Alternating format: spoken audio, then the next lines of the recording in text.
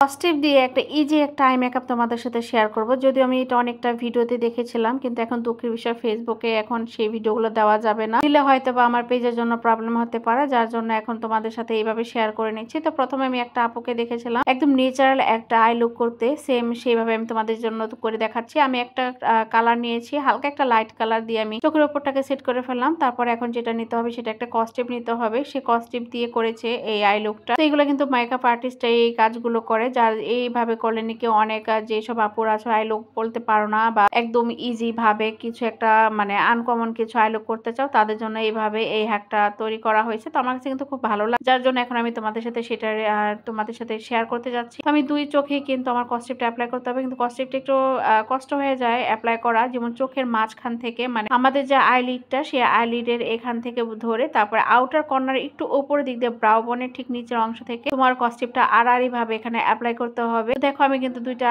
আড়াআড়ি ভাবে অ্যাপ্লাই করেছি, কিন্তু একটু বললাম না একটু কষ্ট হয়ে যায় এগুলো অ্যাপ্লাই করতে। তারপর এখন যেটা করতে হবে, দুইটা আমি অ্যাপ্লাই করার পর আমি এখানে একটা কালার নিয়েছি। আমি আমার যে জামা পরেছি, যে জামার একটু ডার্ক কালার মানে জামারই সেম ডার্ক কালারটা আমি এখানে অ্যাপ্লাই করে নেওয়ার পর আমি চোখের আউটার কর্নার এটাকে আগে দিব।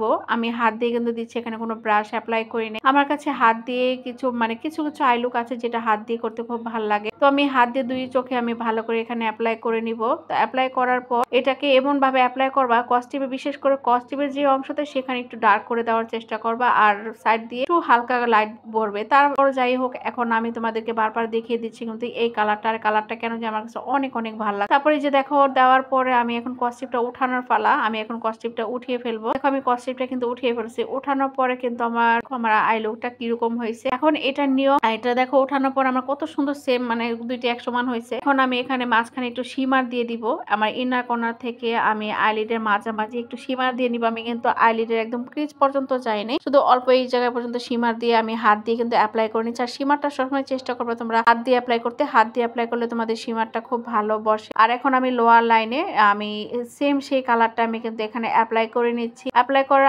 কারণটা হলো যে আমি যেই আউটার মানে চোখের আউটার কর্নার যেভাবে শ্যাডোটা দিয়েছি, আমি ইনার আউটার কর্নার থেকে লোয়ার লেস পর্যন্ত আমি এটাকে অ্যাপ্লাই করে ফেলবো। তো অ্যাপ্লাই করার পর দেখো কিরকম মনে হচ্ছে। এটা এইভাবে অ্যাপ্লাই করার পর আপুটাকে দেখছি অনেক সুন্দর লাগছে। তো এই যে দেখো আমি ইনার কর্নার একটা হোয়াইট কালার শিমার অ্যাপ্লাই করে ফেললাম ব্রাশটা দিয়ে, আর এখন আমি একটু মাস্কারা দিয়ে ফেললাম। তো দেখো আই লুকটা কিন্তু আমি যেটা করলাম এটা এভাবে দেওয়ার নিয়ম তোমাদেরকে বলে যেন নিচের অংশটা একটু ঝাপসালা থাকবে, আর উপর দিকটা কিন্তু ডার্ক হয়েছে আমার আই লুকের আউটার কর্নারটা তোমরা দেখতে পারো। আর এখন আমি ইনার কর্নারে সেম সেই কালারটা অ্যাপ্লাই করে ফেললাম। কর্নার অ্যাপ্লাই করার পর আমি এখানে কোনো কাজল দেই নেই। দেখো অ্যাপ্লাই করার পর আমার চোখটা কত সুন্দর হয়েছে, একদম খুব সুন্দর একটা চোখ হয়ে গেছে। এরকম একটা আই লুক অবশ্যই তোমরা জানাবা কেমন হয়েছে। আজকের মতো এখানে আল্লাহ হাফেজ।